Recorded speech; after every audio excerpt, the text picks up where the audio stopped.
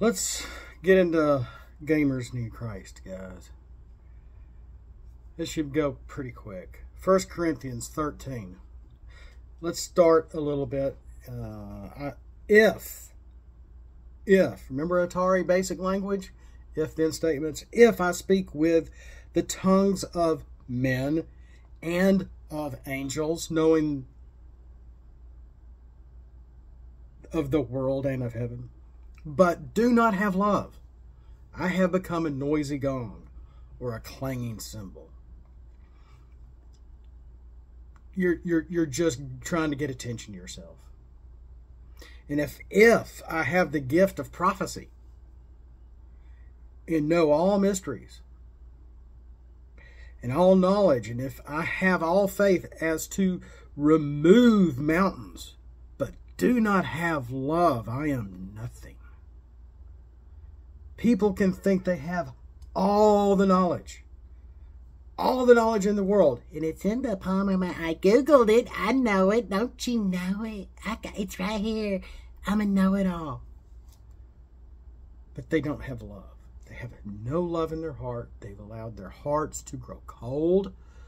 And because they're going around spouting their knowledge, it's just noise. It's just noise. And it's all for attention.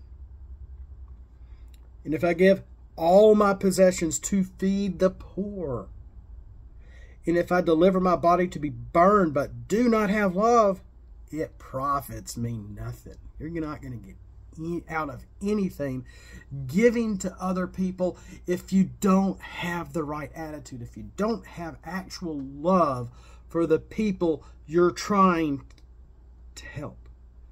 You're doing it just for show. It's just a virtual signal. It's, look what I did. What did I say in a video previous? You may not know a real Christian. They're rare. I may not be a real Christian. I may not be following everything I need to be doing.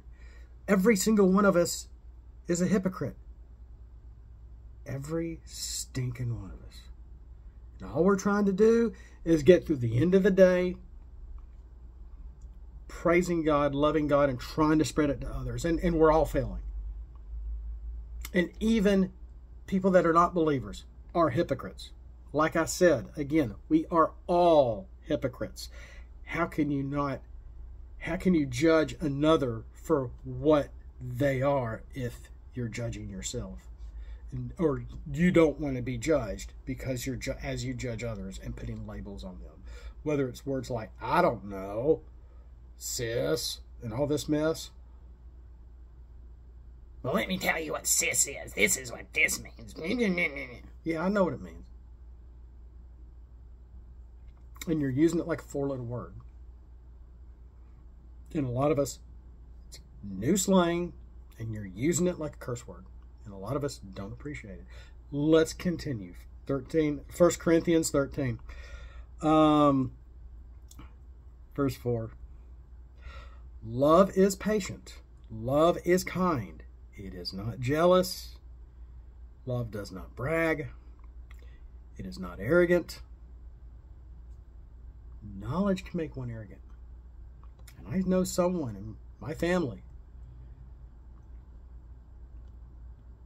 that is very arrogant, thinks they know everything, and seems like they have no love in their heart whatsoever. Could I be talking about me? Maybe, probably not. Or I don't think so. But I know people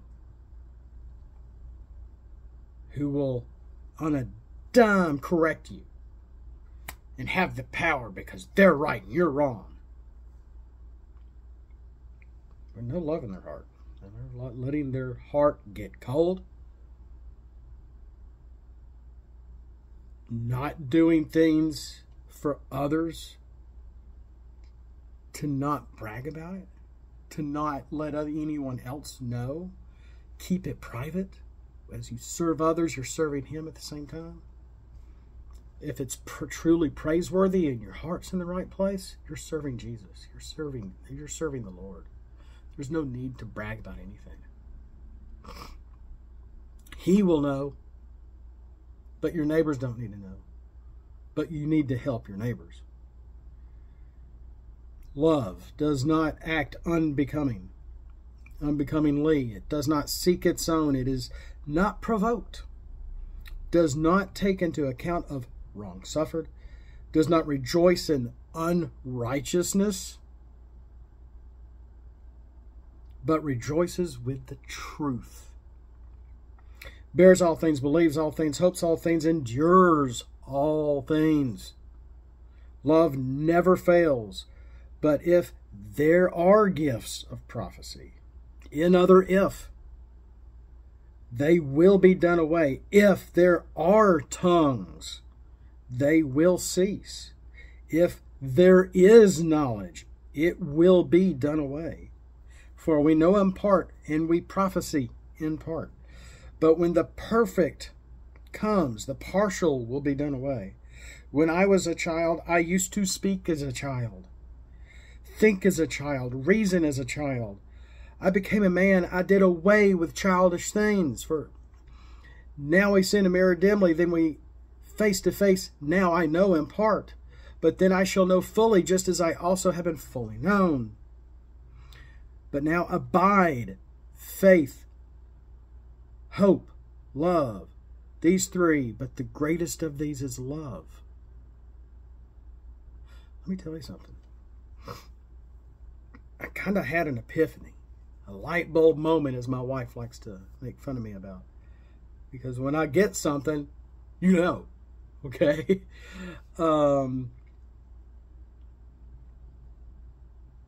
What we are dealing with, here's the question. Where are the adults in the room?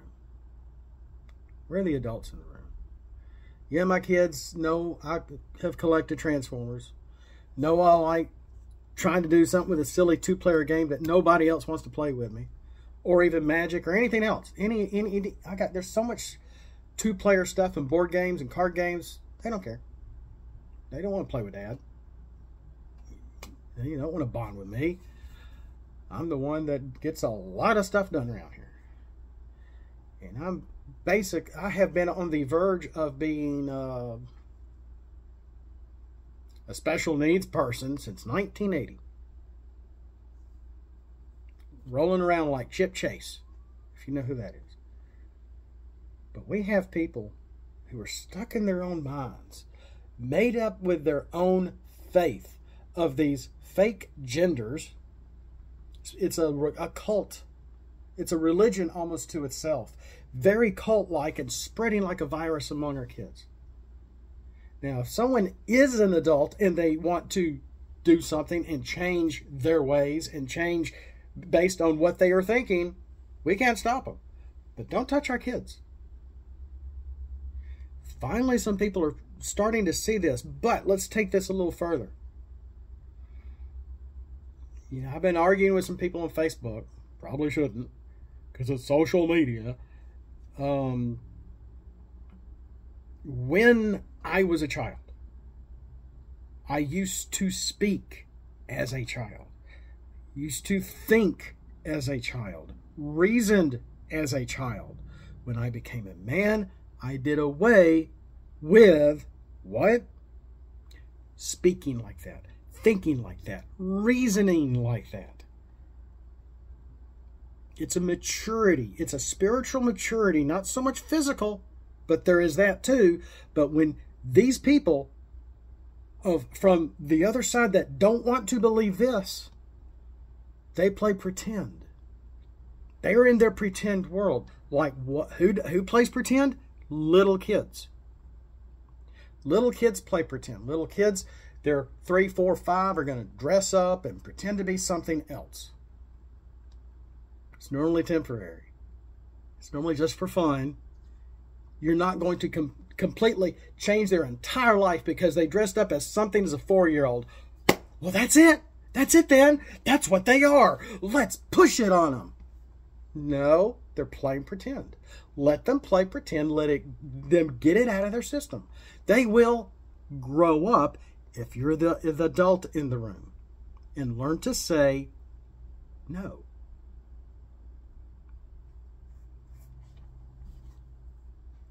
Where are the adults in the room?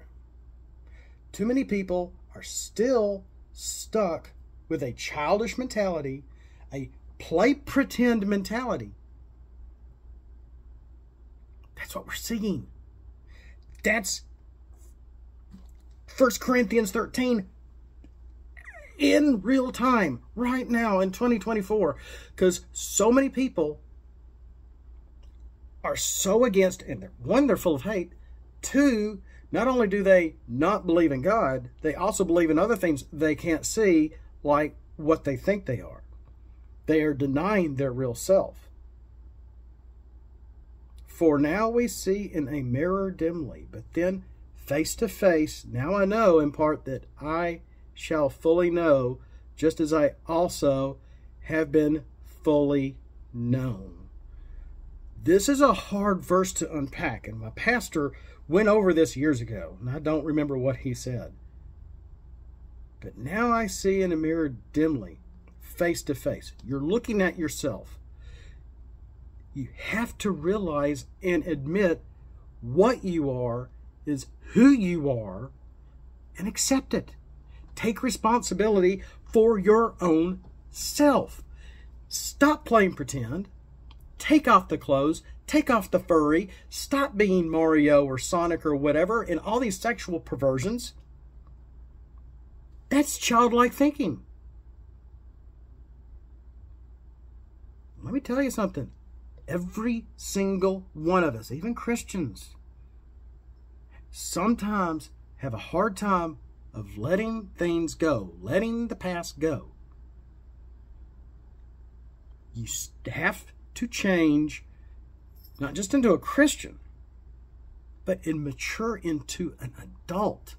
And if you're a boy, you turn into a man. If you're a girl, you turn into a woman. And we should know what these words really mean and what they have meant for thousands of years. There is no middle ground. Because if science dictates our chromosomes, what we're looking at between our legs, if that's not real, I don't know what is. Then the butterfly I'm seeing must be a raccoon. I don't know how it's flying or why it's in the air, but that must be a raccoon. I'm going to pretend that butterfly is a raccoon. No, it's not. It is a butterfly flittering around in the air, getting blown by the wind as it tries to fly where it's trying to get to suck the sweetness out of that flower or whatever it's wanting to get to as a pollinator.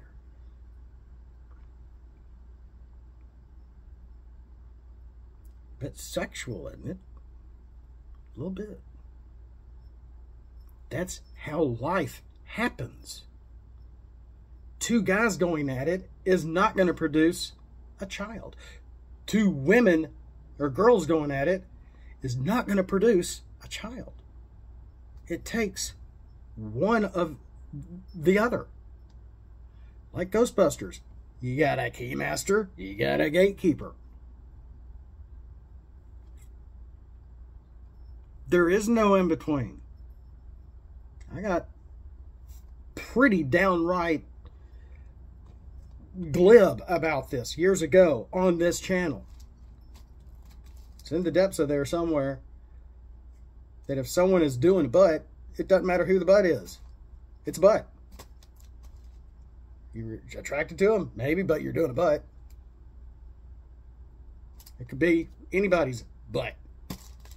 But, I'm attracted. You're doing a butt, dude. All you're doing is pleasing yourself, pleasing myself, and I. Look in the mirror with that other person. Do they look a little like you? Are you in love with yourself, or are you in love with your partner? Does your partner look a little like you? Not always. Not always. But that is the part of the elephant in the room here. When I was a child, I used to speak like a child, think as a child, reason as a child. when I became a man, I did away with childish things. And yeah, I'm sure there's someone out there, But Transformers, you. it's a hobby. Yeah. I'm not putting myself in debt with these things anymore. Because I've finally grown up. And it took my wife and my parents to go, stop it. No. It took an adult and my own parents to get me to start growing up. And when, as a Christian, you don't need conversion therapy, you just need Jesus. And the more you follow the walk of Jesus, the more you spiritually mature. The more you spiritually mature, the more of an adult you're going to be. And that's the truth. And you can bank on that. You can take that to the bank, is what I meant to say. Because I've seen it in myself. I've seen it in my kids a little bit. They're those still very young and they think they know it all because they're teenagers. But think about yourself, not so much how you want to be perceived, but think how other people perceive you. Take accountability for it. Take responsibility for it. Look in the mirror. Judge yourself. And accept who you are.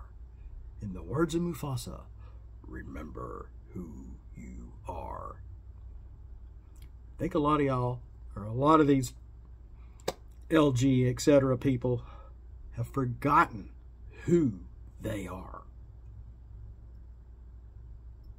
And before they can even begin to accept Jesus, they need to accept who they are, what they are.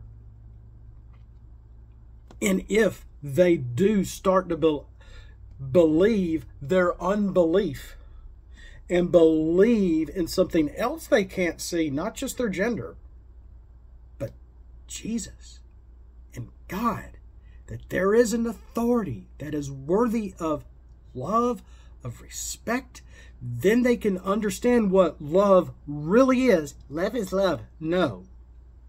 Love is patient. Love is kindness. Love is not jealous. It doesn't boast nor brag. Love is not arrogant. It is not unbecomingly. It doesn't seek its own. Is not provoked, and does not take account of wrong suffering.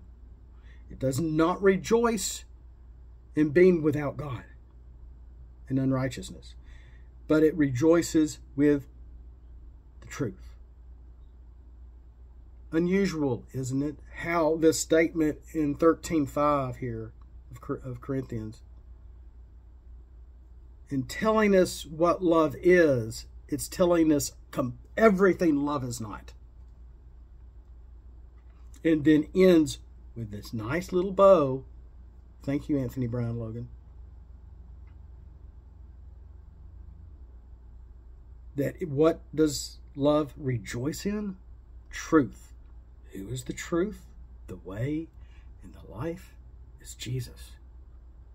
Love rejoices in Jesus. When you believe in Him, He can soften your heart, and you will learn to love not just who your cult people are, but everybody. When something clicks and you're like, oh, I have an epiphany. I love everybody. This isn't perversion. This is real love. I need to serve you. I need to serve you. I've got to do something for you. Oh my gosh, where have I been all my life? Okay, maybe that was a little too funny. Get it yet? Love is serving others. That's what love also is. And when we serve Others, we serve Him. It's not self-service. That's what the other religion is. The other gender religion. Again, something you can't see, but we make it up in our head. And so we go on TikTok and tell everybody what we are and what our neo-pronouns are, etc. This is real. You don't want to believe the Bible because it's man-made. Oh, it's not real. Start looking up some of the archaeology stuff that I've been following. The more they find, the more they unearth, the more it affirms the Bible. And its teachings are greater than anything we can even fathom, because we are all broken, we're all fallen, and we are all hypocrites, whether you're a believer or not. Think about that. Judge not, lest you also be judged. If I got that right. We'll see you next time. Thanks for watching. Thanks for listening. And glory be to God and the blessing of His word today.